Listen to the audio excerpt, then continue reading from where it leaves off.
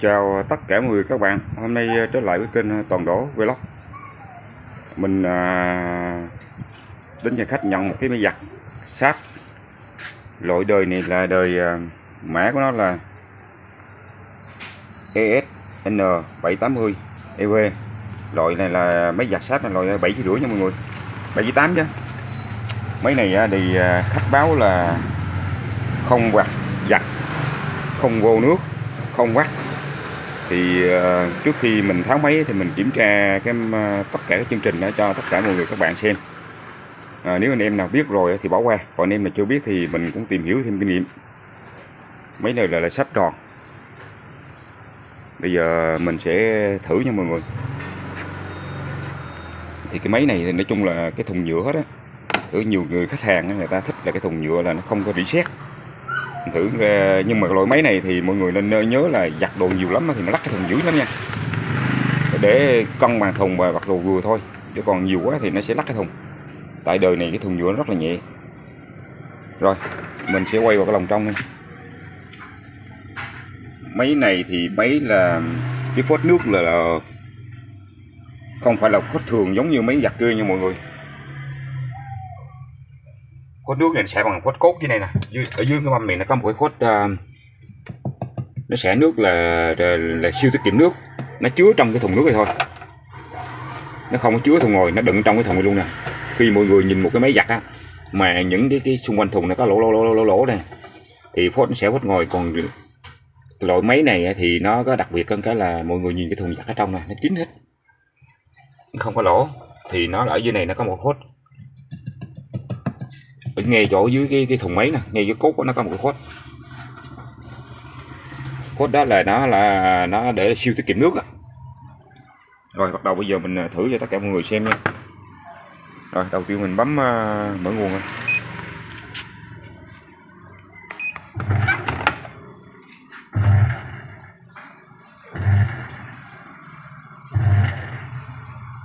Mọi người xem là cái máy này khi mà mình bấm mở nguồn nó đảo cái một chiều nha mọi người, chứng tỏ là cái máy này nếu nó giặt được thì nó giặt một chiều thôi, nó không giặt được hai chiều. Xem lại nè, nó chạy có một chiều thì chứng tỏ là cái nó chạy một chiều này thôi. Còn nếu một chiều này nó đảo ngược lại thì mất qua chiều vắt luôn rồi, nước cũng không vô luôn, không có độ rung luôn. Thì máy này là khách báo là không vô nước, không vắt. Thì bây giờ đúng là cái lỗi của nó là giống như cái của lời của khách báo là nó chặt cái một chiều thôi, chiều ngược lại thì nó không có đảo được, thì để chiều là chiều vắt, không vắt. Thì máy này mình khẳng định rằng là bị hư bo nhân mạch nha mọi người, bị hư bo nè. Bây giờ mình phải tháo bo mình làm. Rồi cái máy giặt này thì như cái dạng dòng sáp này thì nó giặt một chiều và không vắt, không lấy nước vào và cũng không xả nước ra.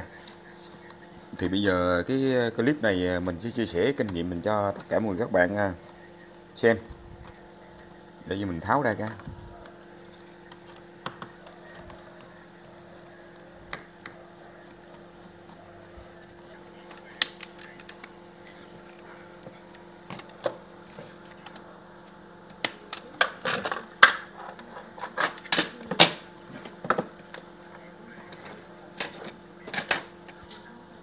Bây giờ mà cái máy giặt này là hiện tại như là giặt một chiều, không vắt, không lấy nước vô và cũng không xả nước ra. Bây giờ mình thử cho tất cả mọi người các bạn xem nha. Cái đây là cái chân chung của cái van nước vô và rồi lấy xả nè. Bây giờ mình thử nha, coi có nguồn chưa.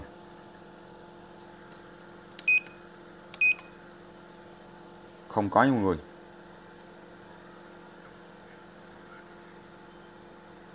Cho rồi van nước vô cũng không có nè. Bây giờ mình cấp qua van xả coi.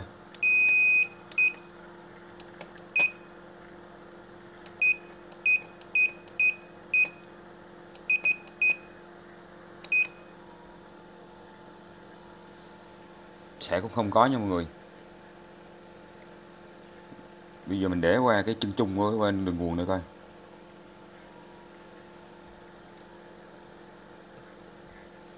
Rồi, mọi người nhìn xem nè, cái chân chung của cái rò le nước vô và rò le xả nước ra nó không có bị mất nguồn, nhưng mình bỏ qua chân chung sóc bên này là có nha mọi người. Bây giờ mình thử luôn cái van nước vô coi.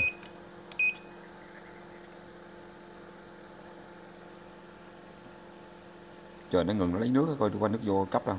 Rồi, van nước vô có nha mọi người. Thì cái nguyên do này thì mình sẽ chia sẻ cho tất cả mọi người các bạn hiểu. Có nghĩa là cái chân chung này là nó chung cho cái đường nguồn của rò le van nước vô là cái rò le xả nước ra.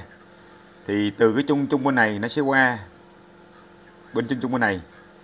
Nhưng mà mọi người nhìn thấy ở đây nó có một cầu chì 1A nè. Thì cầu chì 1A là nhiệm vụ nó là cái gì? Cầu chì 1A là nhiệm vụ nó để nó bảo vệ cho cái đường bo mạch này. Nếu giả sử như chuột cắn hay là cái van nước vô bị chập cháy nổ thì nó sẽ cháy cầu chì này nha mọi người. Thì hiện tại giờ nguyên lý tại sao mà cái van nước nó không vô và van nước không chảy ra, thì nguyên lý là nó bứt cái cầu chì nha mọi người. Rồi mình sẽ phanh dùng từng cái một nha. Rồi mình biết là cái này là hư một cái nè. Bây giờ tiếp tục. Cái đây là mọi người nhìn cái hai con tri ác nè, đảo chiều. Hai tri ác giặt đảo chiều. Đây là sóc xuống motor nè. Bây giờ mình sẽ thử từng cái một nha. Cái này nó bị nó giặt một chiều và nó không vắt luôn. Rồi mình thử cho coi.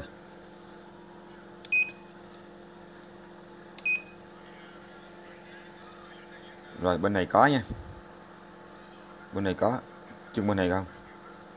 Chân bên này không có nha mọi người.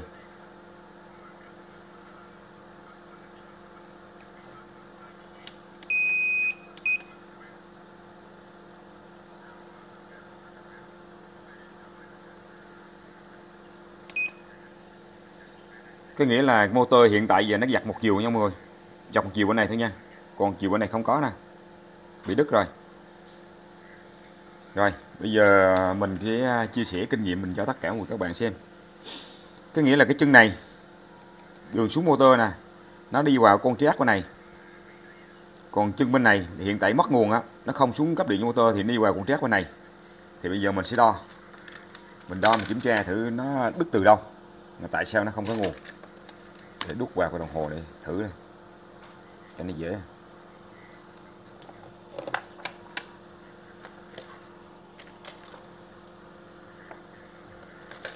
Rồi, mình bấm mình thử lại coi.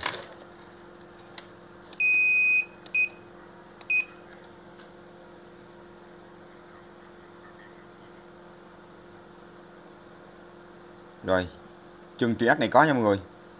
Mình đo vào chân T2 của con triác bên này có nè.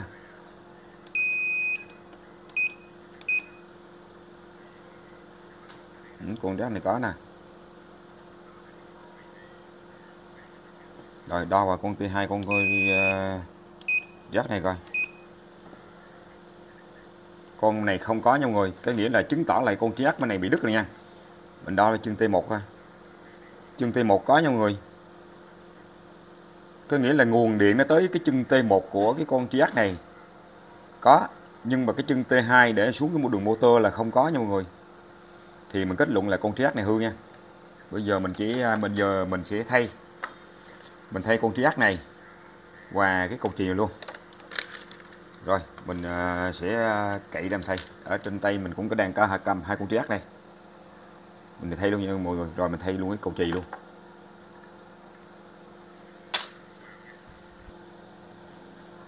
Cái này mọi người cậy ra cho khéo nha, chừng gãy bo. Cậy lột như mình rất dễ.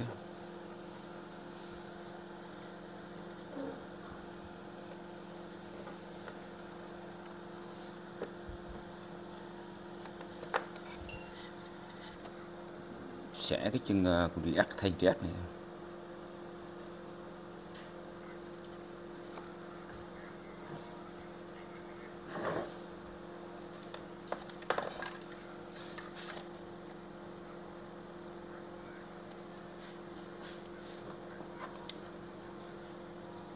Đối cái dòng sáp này thì như là thứ nhất là khi nó mất nguồn toàn bộ hoặc là nó mất mà coi như là giặt một chiều thì mọi người cứ nên kiểm tra y như mình nè.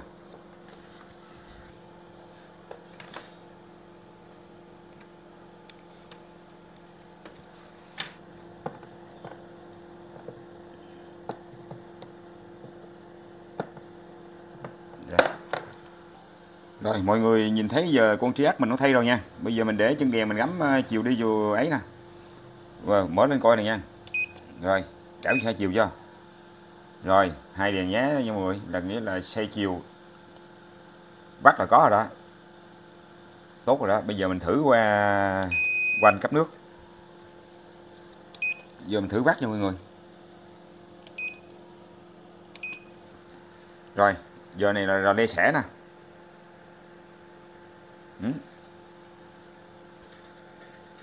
Lê xẻ đầu coi chuyển qua chế độ vắt cả cho rồi, vắt luôn nha mọi người, motor vắt đó ra.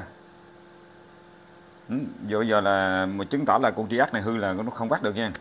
Bây giờ mình bấm qua chế độ lấy nước nè, chuyển qua chân lấy nước quanh nước cấp vô nè, coi có luôn chưa.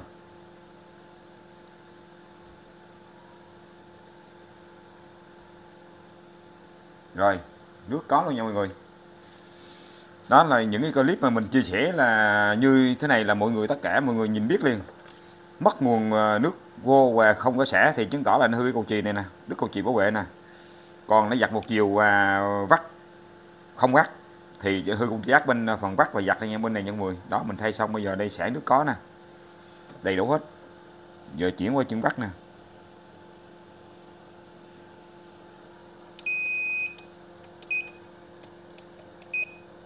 Tốt hết. Bây giờ là ra đây xả nước nè, bắt đầu khi xả xong bắt đầu bắt nè.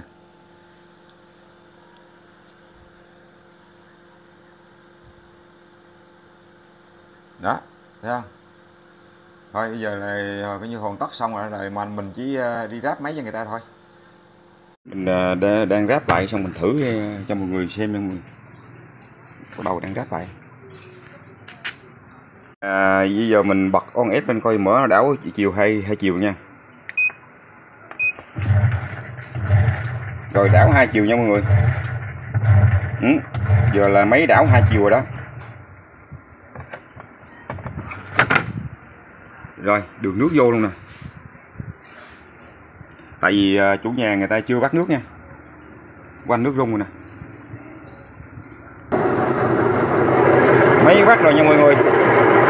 Bắt mà bây giờ bi nó kêu to quá.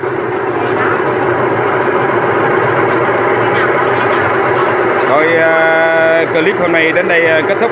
Mọi người yêu mến kênh mình thì bấm cho mình một like, một đăng ký kênh để mình có động lực làm những clip mới.